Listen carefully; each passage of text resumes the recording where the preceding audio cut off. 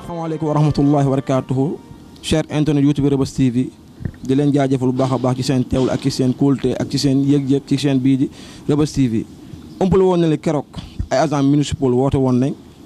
accusé ki nga xamante moom mooy maire de Dakar Plateau di Alioune Ndoye waxoon ni carrément instant bi am na financement bu muy génnee di ko jox ñi nga xam ne ñoom la bokkal parti pour li nga xamante ne moom mooy jàngoro Covid 19 bu ñu eggee tey foo xamante ni kenn dootu génn këram ay financement dañ siy jàppale borom kër yi pour ñu am lu ñu dundee seen biir kër ñooñu nag wax nañ ni carrément ñoom gisuñu ko dégguñu ko kenn boolewu leen si day xool ñi nga xam ñoom la bokkal parti jël seen i carte d'identité pour financer leen ci loolu. li ñuy wax nag dafa doon loo xam ne mënuñu ko wax ci biir néeg te fiñ ko war a waxee permettre ñu wax ko fa te dafa doon ay mbir yoo xam ne dafa amaat ñu bëgg nag mu dakk ndax li may wax nii samay mbokk conseil yi toog mun nañ ma ko confirmer te dinañ ma ko confirmer si ñaari fan ci ginnaaw ba ci tey ay nit yi nga xam ne ay partisans wu maire bi fi nekk Alioune Ndoye ñu ngi dugg ci kër yi di laajte ay carte d'identité pour seeni militant socialiste yi pour dimbali leen par rapport ak feebar bi nga xam ne moo am ci Sénégal am ci Dakar Plateau. tey nag ñu ngi fii nag ci biir maire de Dakar Plateau ñoom tam ñu fas yéene tontu ndax dëgg la wala du dëgg am na wala amul lépp fi lay reele ci seen YouTube bu Reubeuss TV. salaamaaleykum cheikh bi maa ngi lay nuyu bu wér-wér. maa ngi lay ziar bu wér-wér cheikh bi naka coono yi. sant yàlla bu baax. alhamdulilah rabi alamin. ndax mun nañ xam yow yaay kan ci mairie bi ak lan mooy sa taxawaay.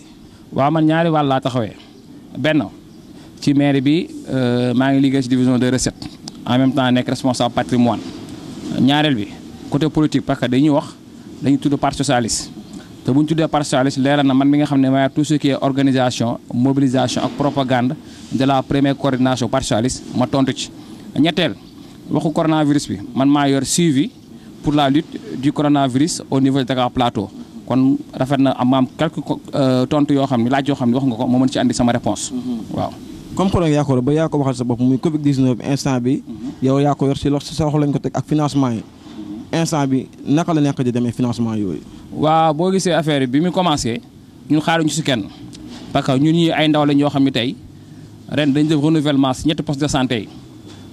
muy Rafanel di Sandial di sami municipal biñ defee élection yi wax dëgg yàlla ñi gagné ñetti poste de santé yëpp gagné boobu ñu gagné tamit nag am na ñu fi nekkoon yàgg fi lool di def naka su dul noonu te xam naa ne ñi ñëwee gagné leen neexu leen te nag wàcc ma daan naan amul fenn jaaxaan di saw moom sa kaw lay këppu rek comme ni ko sam waa ji daa ma waxee xam nga moo tax fu mu nekk nii nag ñoom instant bi lépp lu ñu mën pour yaxamal ak yàq dañ ko def mais nag ñun tànku kanam la ñu am ak ñu tànku ginnaaw boobu léegi bi mu dajee dañ toog réunion suñu responsable woote boole ci encore tamit district bi ñu gañe ko lépp ñoo koy gérer ñu ne kon nag lii buñ ci xaar conseil municipal buñ ci xaar mairie buñ ci xaar comité de santé bu benn Dakar Plateau ñun CDS ñu formé benn association tuddee ko benn association boo xam ne ñun CDS ñoo ko formé moo am bureau am lépp ñu ne ma comme suivi du coronavirus poste de santé Sandial andi poste de santé Rafanel andi sami municipal andi ak ay bonne volonté yi nekk ci mairie bi jàppale ñu jour boobu bi ñuy jafee loolu ba léegi ñu teg ko sama loxo ñun tamit tëbuñu tëb def ñu waxtaan ak docteur yi si poste de santé yi ak waa service d'hygiène ñu ne ñu tey pour xeex coronavirus bi prévention bi gën a gaaw ut leen point bu nekk boo leen gis ni bëri na ay nit en commençant par les gares les marchés ak foo xam ne rassemblement wala ay grand place ngeen jënd ay siwo def lavage des mains jënd madaar bu doy def si jënd eau de javel pour ñu raxas seen loxo ñu expliqué ni ñu koy defee soo lañ jëlee xaalis bi njëkk a ñëw ñu jënd ci loolu yëpp ba tey du conseil municipal du mairie du kenn mairie bi nag jógagul mais bu jógee nga xam ne mairie bi jóg na mais li actuellement li ñu def yëpp ci plateau bi CDS Dakar Plateau fédération CDS Dakar Plateau ñoom seen yitte ak seen xel bu rafet am ay médecins yi nekk seen ginnaaw ak waa CVD yu coaché ñi def liggéey boobu waaw. kon su ma la déggee li instant bi mairie bi moom du moom moo ko yor yéen a ko chargé former seen benn fondation boo xam ne day lëkkaloo ak ñi nga xamante ne ñooy hôpitaux yi di si liggéey xeex coronavirus ndax seen mairie jox na leen si benn accord waxtaan ngeen si ba jiboo amul mu jot a teg seen loxo waaw wala déet. waaw loolu pour commencer ama tey deuxième adjointe au maire bi tey mu représenté maire bi kooku tey mooy président de tous les CDS tey lépp lu ñu waxal tey moom la ñuy waxal tey du ñu wax ak kilifa gi parce que tey soo xoolee tey li gën a am solo kilifa gi dina ko andi après tax weesoogul mais tey ak suñu deuxième adjointe au maire bi suñu président bi ñëwee moom moo njëkk a yëkkati si gafaam teg ci table bi ñun tam ñu jàpp ci parce que tey fi mu toll tey comme li ñu wax rek yaa ngi gis tey président mu ngi recevoir opposition bi yëpp tey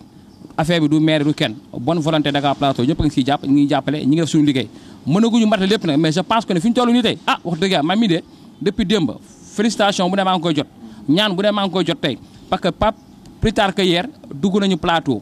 fépp fuy mosquée fépp fuy daara fépp fuy marché fépp fuy ruelle pompé nañ la désinfecté nañ la kon nag ñu ngi si yoon boo xam ne tey ñaan yàlla daal mënaguñu motti lépp mais ñu si avancé bu baax comme ni waxee rek ñun actuellement ñun CDS yi tànku kanam lañ amuñu tànku ginnaaw. nuyu di la ziar. ñu ngi lay ziar bu baax alhamdulilah. ndax mënoon nañu xam tur bi ak yow yaay kan si mairie bi fii. man Mouhamed Dramé la nekk militant au parti socialiste. c'est-à-dire tey jii en tant que waxuñu en tant que agent wala en tant que nekk si mairie bi comprendre nga dafa am lu ñu wax loo xam ne dafa concerné parti socialiste ñu nekk parti socialiste yi suñu ay parents juddu si ñu nekk si ñun tam depuis ndaw ba léegi di politique nekk si loolu moo ñu tax di wax xam naa ne tey jii si question bu ñu tontu si loolu lañ mën a wax quoi. loolu am na macha allah léegi comme ni ma ko laajee sa naataango bi rek mooy am na ay agents municipaux yoo xamante ne attaqué nañ maire de Dakar directement mais carrément muy génn ay financement yoo xamante ni mi ngi koy jox ay alliés maanaam ñu mu bokkal parti ngir li nga xamante ne jëm ci Covid 19 ñoom yëguñu te ñu te boolewul leen si ñu mu bokkal parti rek la jël mais jëlu carrément waa plateau yëpp a boole leen si. waaw li nga wax ay agents municipaux nga wax waaye ay conseil municipal yoo xam ne ñoo wax loolu. ñu ne loolu yëguñu ko. te gisuñu ko tamit ndax dañ jàpp ne su nekkoon ne par loolu lay def. konoon su nekkee 6000 mandats yi Alioune Ndoye di génnee par tabaski. su nekkee waa PS dañ koy jox kon ñoo xam ne PS bëri nañ bi ci plateau. beneen bi mooy su fekkee ne waa PS dañuy jox 5000 mandats yu ñu génnee par PAC kon ñu xam ne waa PS yi bëri nañ bi Dakar Plateau. yaakaar naa ne parparloo amul si sama gis-gis parparloo ndax ñoom ñi di wax ñu yëpp ay parparloo tey jii ñoom ak Alioune Ndoye ñoo nekkoon. au contraire parparloo su doon am ñi ànd ak Alioune Ndoye ñoom ñoo war a wax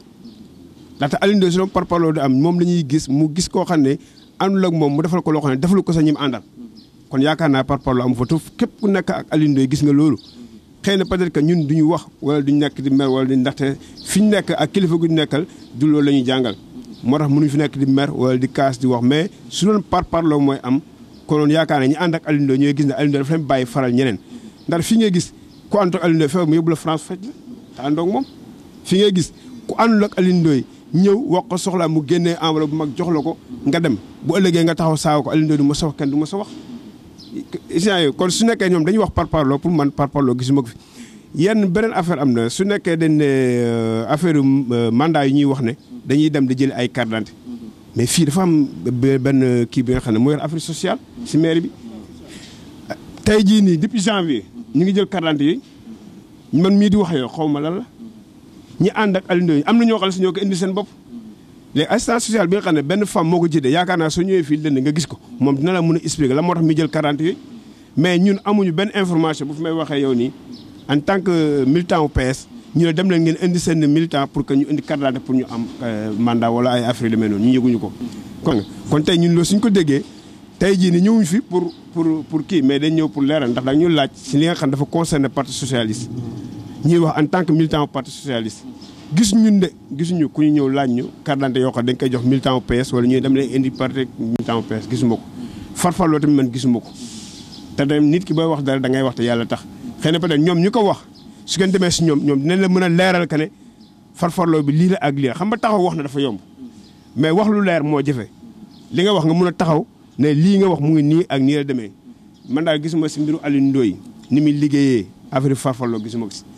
au contraire su farfarloo am sax ñun ñu ànd ak moom ñun ñooy taxaw di kaas waaw mooy comme li ma la wax rek. loolu am na solo macha allah gis nañ yenn maire ñu ngi réagir à travers ñi nga xamante ne ñoom la ñuy jiite. tey Barthélémy Dias ñëpp umpaluñu lu mu def fii ci goxam génneen xaalis bu bëri teg ko seen loxo pour financer waa gox bu mu nekkal pour li nga xamante ne moom mooy Covid 19 bi. suñu maire bi Dakar Plateau ñun ay ndaw Dakar Plateau lañ gisoo gi mu def benn déclaration ci loolu lan lay xaar ci loolu ak yéen ndax yéen a koy conseillé pour mu def li morom maire mi def. waaw moom laa la wax xam nga Alioune Ndoye tey jii nii boo ko bëgg a koor ak Barthélémy Dias wala ay keneen da ngay nax sa bopp bokku ni ñuy fonctionné. Alioune Ndoye nit la boo xam ne lépp lu muy def da koy def si yoon. nit la boo xam ne lépp lu muy def da koy xoolaat bu baax day yàkkamti rek ñun man xaw ma de Alioune Ndoye mais dama xam ne c'est sûr que les gars yi dañoo yàkkamti rek xam nga ne koo xam ne bu dara xewagul dana wax nañ séddoo xaalis bi kooku bu dara xewee day yàkkamti pour que xaalis bi gars yi séddoo ko la affaire yi mais Alioune Ndoye du fonctionné loolu ñu bëri lu ñu koy meree mooy dafa war a génne xaalis bi ñu lekk ko il faut waa plateau xam loolu ñu bëri lu ñu koy meree mooy dafa war a génne xaalis pour ñu lekk ko dafa war a génne lii ñu def lii dafa war a def lii non oo ko demee noonu Alioune Ndoye doxalee noonu Barthélémy Dias ni muy doxalee ak Alioune Ndoye ni muy doxalee bokkul comprendre ay tey jii Alioune Ndoye soo ko ñëwoon di ko wax problème mu xaalis dina la njëkk a laaj foo ko teg nit la boo xam ne lépp lu muy def daf koy teg si yoon kon yaakaar naa ne tey jii gars yi dañoo yàkkamti rek xam nga dañuy yàkkamti mais suñu defee ndànk ak Alioune Ndoye ku xam ne muy fonctionné lépp loo xam ne jot na wala mu toll si man gëm naa ne da koy def. man maa ngi tudd Lamine Diakhaté di responsable politique au niveau du parti socialiste secrétaire général comité Khadim Rassoul bi bokk ci 4e section mu bokk ci 1re section. macha allah waaw gis ne gannaaw loolu gis ngeen seen bokk ay kii municipaux yi nga xamante ne ñu ngi wax kàddu jëmale ko ci seen maire bi nga xam ne mooy Zoré Dakar Plateau di Alioune Ndoye di wax ne mi ngi jël ay financement di ko jox ñoom la bokkal parti wax nañu ko wax ñi carrément ñoom dañ si gisul seen bopp wala ñoom dañ leen si boolewul moo tax ñuy wax jooju yàlla nga am li ngay wax ci loolu. waaw man dama jàpp ne sos yàgg na ci àdduna yàlla mi ñu bind dañ koy sosal waaye day leeral ñun loolu moo waral tey suñu taxawaay fii man acteur laa damay dem sur le terrain lépp lu fi am lu war a dem ci askan bi dañ may yebal ma dem taxaw ci taxaw bu ñu ci war a taxaw mais damay wax sama digganteeg sama borom Alioune Ndoye du benn yoon du ñaari yoon dañuy wax ne lépp loo xam ne day dem ci population bi santuma leen pour ngeen jox ko militants yi bàyyi ñeneen ñi damay wax te yàlla rek a tax parce que man damay dem sur le terrain ba ci rumeur yi di daw man biñ ma informé te ki ma informé mooy président commission sociale bi ba ma ko waxee man biñ ma indilee ay carte d'identité bi mu ko trier man sama wàllu bopp gis naa ci ñoo xam ne même non seulement du ñu voté Dakar Plateau mais dëkkuñu fi man trier naa ba trier la carte d'identité boo xamante ne femme boobu c'est une malienne carte d'identité malienne la dugal ci mbir mi pour wala ne kon ki doon def recensement bi bu fekkoon day taamu PS ak ku dul PS kon carte d'identité yooyu du ci am mais li ci nekk nag mooy waa ji wax loolu man personnellement tontu naa ko interpellé naa ko ci page am mu supprimer sama commentaire parce que dam ko ne su fekkente ne li ngay wax wér na dama lay ñaan rek nga citer benn responsable ak preuve à l'appui buy wane ne dafa dugg ci koñ yi di trier naan socialiste yi jox leen ma seeni carte d'identité li mu leen di wax toujours moom mooy bu fekkee Alioune Ndoye bu yóbboo Màkk ñu ne ay militant am lay yóbbu bu yóbboo Fès ñu ne ay militant am lay yóbbu bu dimbalee étudiants yi ñu ne ay militant am la lépp lu mu def ci lu baax ñu ne ay militant am la bon tant mieux kon loolu mooy plateau dans sa majorité ay militant ay militant Alioune Ndoye lañu te bu dee loolu la alhamdulilah tant mieux pour nous mais li muy def tëbul jàkk tëbul chef de quartier tëbul benn souche fii ci plateau ñëpp a yëg ne mun nañ wax man damay wax sincèrement ne ci jamonoy Alioune Ndoye de 2009 à léegi ci la majorité population plateau xam ne plateau am na maire ñoom ñiy wax ñoom seen jikko moom la ñuy jiiñ ñoom ñoo doon def loolu man damay wax ne su fekkoon tudd tur am na dinaa tudd benn conseiller ci 5 yi toogoon bi ñuy def campagne présidentielle ñoo àndoon parce que Benno Bokk Yaakaar la moom moo doon dugg ci kër yi di xalamal Alioune Ndoye di wax naan ay la yéwén ñun de jamono yi ñuy nekk ci maire bi mandat tabaski yi bu ñëwoon dañuy yëkkati somme yi dox ñu ñun conseillers yi suñ ñu ko joxee ñu defee ko nu mu nu neexee wax na ko du benn yoon du ñaar yoon ñëpp di ko dégg par contre fii mandat et transparence bi ci am ñoom loolu bokk na ci leeral naqari parce que milliards yi ñuy dégg moo leen teree nelaw parce que bu doon seen sago Aliou Ndoye day tëgg ak ñoom ay deal di ko pàccoog ñoom comme li nga xam ne moom moo fi xewoon te loolu moo fi jeex loolu moo fi gasi waaw. seen naataango bi wax na léegi lu am solo benn lu mu junj ci Aliou Ndoye li nga xamante ne mu ngi koy jàppale ci ay nit ay photocopie carte d'identité yu ñu ba nee sax am na koo xamante ne photo carte d'identité malien la yor bu demee nag ba malien di déposé ci yooyu ñu koy jël am ay ndaw Dakar Plateau ak ay maire Dakar Plateau yoo xam ne ñu ngi fii si ak ay papa ay yaay nekk fii te ñoom gisaguñu seen bopp pourquoi loolu. bon ma jox la benn exemple si question boo posé nii rek soo koy malien la xam naa kon man maay numéro 1 parce que man Sanoxo laa sant te yaakaar naa Sanoxo malien la mais carte de Sénégal laa yore carte professionnelle yore passeport sénégalais yore permis sénégalais yore carte pro sénégalais bon man kon sénégalais laa mun naa nekk malien nekk sénégalais kon war naa am naa ci si mairie bi comme par exemple ñu juddi Valmy maa ngi jàng école Fleuris Suzanne bi nekk Thiamène moom ma doon jàngal 4e fii laa jàngee école fii laa yaroo fii laa màggee man su ma xamee politique c'est grâce ak sama benn grand bu baax ba ñuy wax Demba Diop ñu koy wax Diop si yàlla na ko yàlla yàggal suñu karam kenn gënu ko si àdduna bi waaye yàlla ma booleeg benn gaañ boo xam ne dina gaañ laay wax ba pare ma doog a indi maire ak ministre muy Aliou Ndoye parce que dama woon affaire de noblesse parce que guddi ñu toll nii lu ñuy dund te yàlla tax rek man affaire triche xamuma ko man laa wax barke Sëñ Fallu Mbàkke ginnaaw yàlla yonent bi sama ñaari waajur laa yaakaar Aliou Ndoye benn affaire laa ko toppee muy jikkoom yonent bi li ñu koy toppee muy jikko Aliou Ndoye may ma xaalis neexalu ma ko ba ma ñëwee bureau na ma ne fii loo fi am yaa ko may sa bopp ba ma defee di ànd ak sama rakk yi ma def connerie mu ne ma kaay yow mag nga yi waroo ko def yi sa cër ma ne waaw kon kii mu may gàcce la kon naa moo dund may def su ma ñëwee nag Aliou Ndoye li muy dund laa wax Abdoulaye Mata Diop sama gaañ la waaw maa ngi koy ñaanal itam yàlla fi yàgg ànd ak wër Serigne Dakar maa ngi lay nuyu au passage su loolu weesoo man Abdoulaye moo tax ma gën a dugg si politique ànd ak Abdou Diouf mais dama ne Aliou Ndoye nu muy politiquer ku dëgguwul doo ànd ak moom pour mu leer dama ne maa ngi waat waa plateau xaw ma kañ laay wuy sama borom mais dugg leen baax ma ko leen waa plateau su ma dee ngeen tey archive ku dëgguwul munu ànd ak Aliou Ndoye ndax yar yi bokkuñu jaar jàll yi bokkuñu yàlla mooy def loolu nañ ko may loolu ko yàlla may ñu nag dañ koy ñaanal gudd fan ak wér gu yaram yàlla moo ñu boole moom ñaan di liggéey ku gis loo xam ne erreur la plateau ñëwal nga wax ñu ko doucement ñu jotale ko te yàlla tax ñu liggéey àndandoo bokk liggéey parce que guddi toll nii dañu am problème bu ñu sérieux mooy ay corona bu ñuy wax nii il faut ñu boole suñu doole xeex mais nekkuñu fi pour ay malien nga togolais nga benn waa nga même su dalee fi benn waa dañ koy fi faj ñun waa mairie on est là pour tout le monde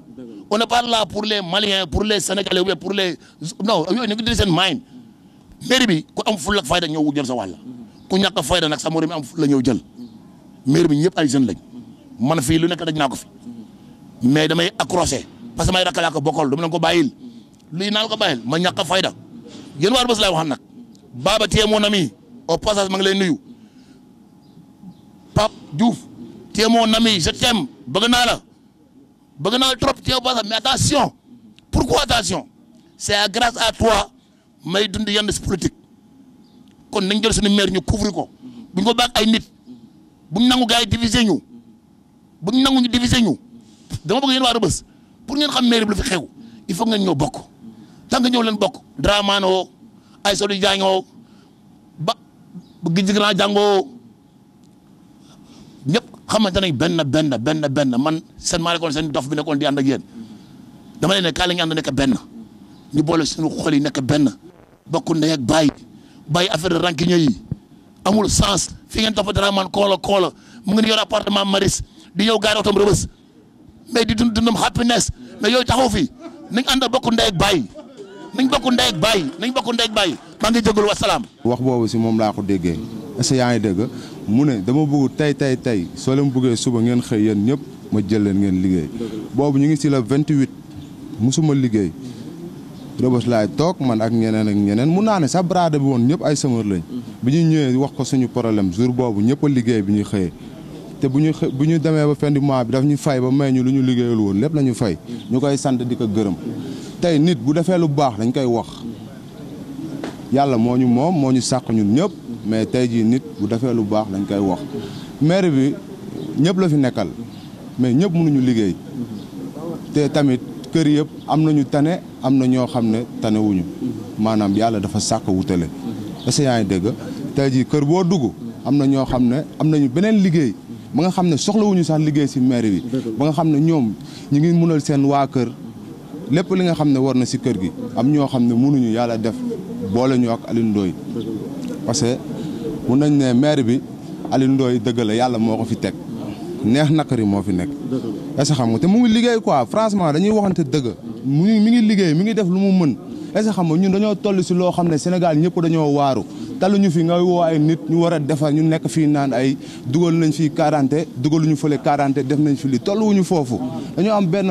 jàngoro bu fi yàlla wàccee bu ñu war a ñaan yàlla nan la ko fiy dindee maire si loolu la nekk projet boobu la nekk nan la si jàppee te bu xam nga ñëpp ku nekk gis nga mu ngi siy dox ay jéego yu am solo xam nga ndànk-ndànk nag nañu ñaan yàlla defal ñu jàmm grand yi nañu bàyyi yoo ñuy wax ñu bàyyi yàq bi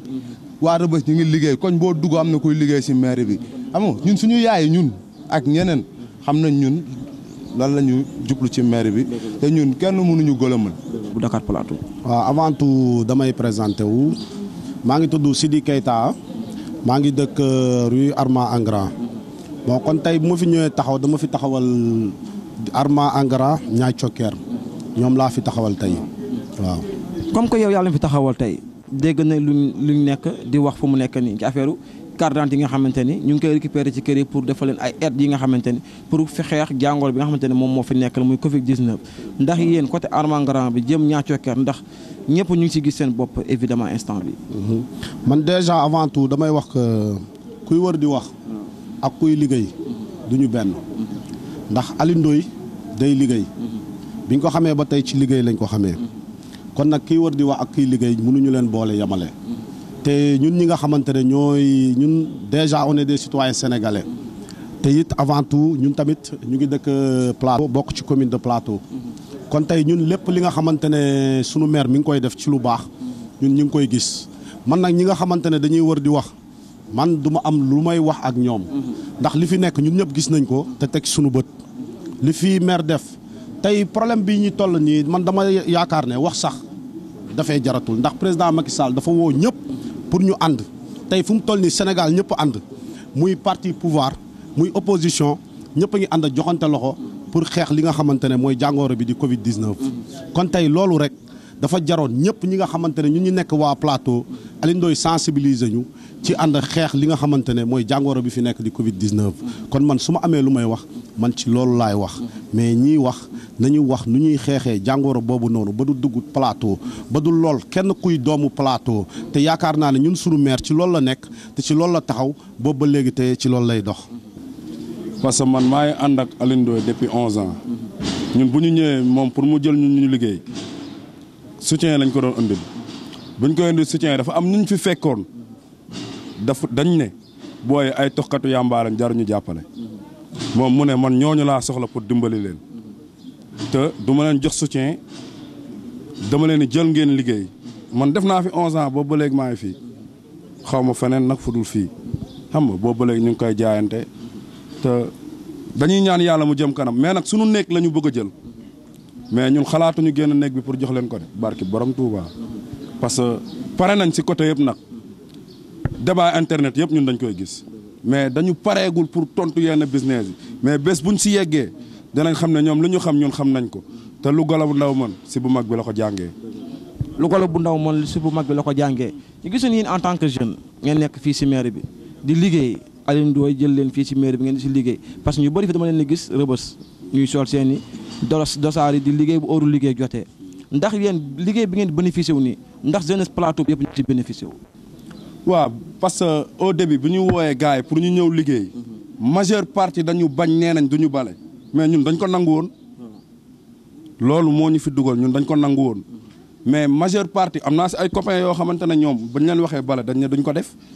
mais man dama ñëwoon def ko ak fierté parce que ñun suñu yenn tête yi nekk Rebeuss yenn grand yi dañ lay xaar pour nga leen di ñaan mais boo demee di utal sa bopp man amul benn grand buy ñëw taxaw après na la nii la fa demee wala nii parce que liñ la war a may yow yaa ngi koy ñàkkal sa bopp fighting parce que ñoom loolu la ñuy xaar si ñun loolu la ñu def nag yenn genn wàllu booy Rebeuss yi nga xamante ne dañ naïf mooy ñëw way grand may ma temps déedéet or que job bee ngi fii da ngay ñëw jaayante ko pour am ko barki borom Touba. jaajëf ñu ngi lay ziar. jaajëf. waaw d'après bi ñu pare si affaire bi tey li ngeen gis ni ñi koy filmer ñi tey kii may sama deuxième lot produit bi ma jot pour ko distribuer si quartier yi boo xoolee depuis semaine passée ci lañ commencé buntu mairie bi ñu équipé ko en lavage jox leen gel bi ñu jógee si mairie bi ñi dem poste de santé Sandial ak Rafanel dem si état civil principal ak Dantec yi nga xam ni moo ëpp affluence bu ñu fa jógee ñi dem si marché yi ñëpp xam nañu marché Petersen ñaata nit ñoo fay dugg par ñaata ñoo fay génn par jour ak si garage bi bi ñu fa jógee ñi dem garage Lat Dior dem sant yàlla dem kii marché Kermel ak marché Alizé dem Rëbës si marché bu ndaw bi kon nag lépp luy marché jeexal nañ ko bi ñu fa jógee ñu duggaat foo xoolee Rëbës benn jàkk moo fam buy julli muy jàkk Imam Kane bi nekk si avenue Malick Sy bi am na daara am na mosquée donc équipé nañ ko ñun tamit démb encore bi ñu fa jógee waaw après bi ñu fa jógee ñu dem Enda dafa di quartier populaire boo xam ni dafa nekk ci doomu aadama nga xam lu mu toll ak Kañol jóge fa dem marché Bambara jóge marché Bambara dem Ñaay Cokkeer ci rond point foofu jeune Ñaay Cokkeer di félicité di fréquenté jóge fa dem Paku Lambaay dem Paku Bant dem marché Sandaga dem marché bi nekk Ponti dem encore Conk dem Mbot actuellement dem cité Cap-Verdien pour l'instant daal soo xoolee daj nañ Dakar Plateau bi yëpp daal équipé nañ leen en matériel léegi suba incha allah comme ni ñu ko waxee rek police Rebeuss sollicité nañu incha allah nañ leen yóbbu seen programme pour lavage des mains ak daara bi nekk Marsa léegi daal ñu ngi jokkoo ak population yi daal délégué quartier yi ñu ngi jokkoo ak ñoom pour ñoom ñoo ñuy woon zone yi nga xam ne dafa peuplé pour ñu équiper leen sur la nekk nii mooy deuxième loo war a génn suba ak leen incha allah jërëjëf wasalaam. waaw affaire yaa ngi nii liste yi ñu jotagum yëpp a ngi nii waaw liste yaa ngi nii yi nga xam ne